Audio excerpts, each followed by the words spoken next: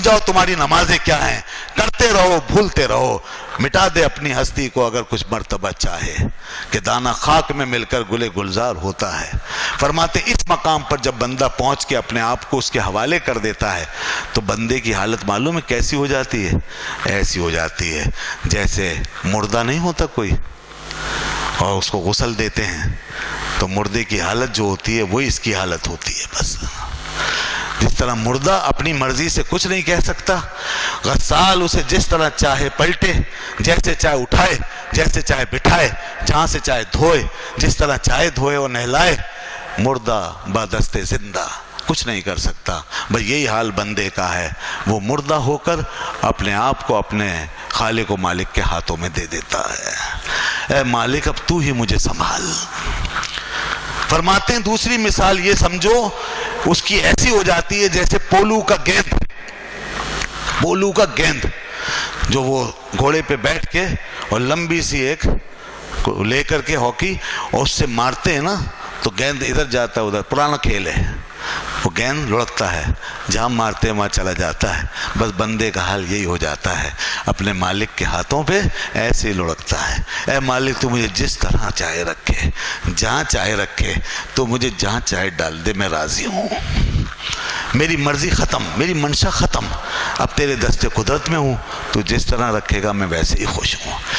جب بندہ فنا کے اس مقام پہ پہنچ جاتا ہے تو اب فرماتے ہیں، اب سنیے، کچھ لوگ یہاں تک پہنچتے ہیں اور بات ختم کر دیتے ہیں اور یہاں سے اپنے مطلب کی بات نکال کے پھر وہ یہ بتانا چاہتے ہیں کہ دیکھو جی کوئی کچھ نہیں کر سکتا، سب بیکار ہیں، سب بے بس ہیں، سب عاجز ہیں۔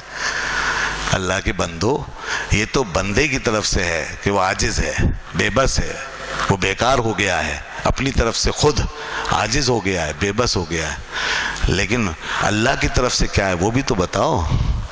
کیا بے بس کو بے بس چھوڑتا ہے؟ وہ جو اس کے لیے بے بس ہوتا ہے کیا اس کو بے بس رہنے دے گا؟ جو اس کے لیے مائنس ہو جائے گا تو کیا اس کو مائنس رہنے دے گا؟ اس کا اصول یہ ہے جو کچھ تم میرے لیے چھوڑ کر آؤ گے میں اس سے زیادہ بڑھا کے تمہیں وہ چیز عطا کر دوں گا۔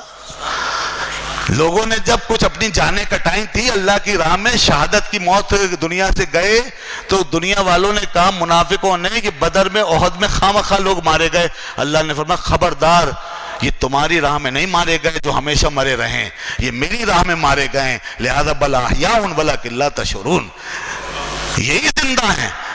تم جو زندہ ہو تمہاری زندگی کی کوئی حقیقت نہیں، یہ جو میری راہ میں مارے گئے یہی زندہ ہیں لیکن تمہیں اس کا شعور نہیں ہے۔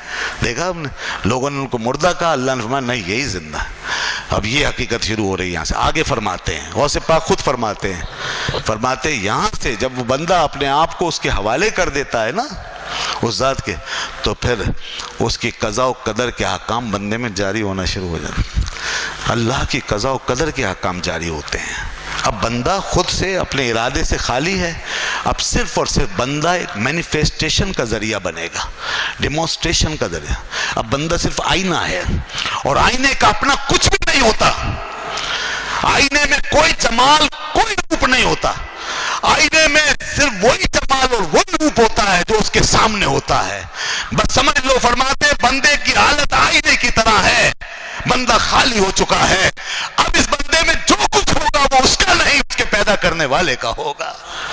اب ہاتھ اس کے ہوں گے، قدرت اس کی ہوگی، اب آنکھ اس کی ہوگی، بینائی اس کی ہوگی، کان اس کے ہوں گے، سماعت اس کی کام کرے گی۔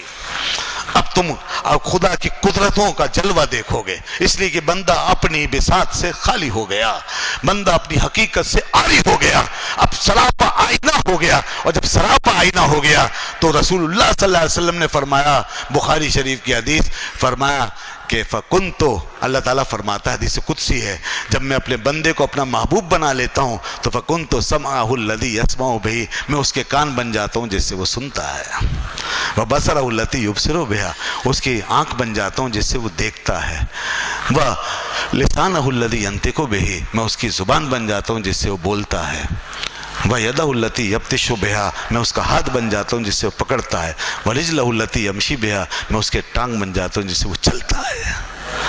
یہ شان ہو جاتی ہے۔ یہ مقام اس وقت آتا ہے جب بندہ اپنی ذات سے فنا ہو جاتا ہے، پھر قضاء و قدر کے احکام جاری ہوتے ہیں، پھر کیا ہوتا ہے؟ پھر وہ کچھ ہوتا ہے جو بعض لوگوں سے ہضم نہیں ہوتا، وہ پھر اس کو نہ سمجھ پائے نہ سمجھ سکیں گے. اسی لیے یہ وہ مقام ہے جہاں دنیا اگر پہنچ جائے تو دین مکمل ہو جاتا ہے، دین مکمل ہو جاتا ہے، اور شریعت اور طریقت جمع ہو جاتی ہے اور حقیقت جمع ہو جاتی ہے، اور گویا شریعت کا درخت پھلدار ہو جاتا ہے.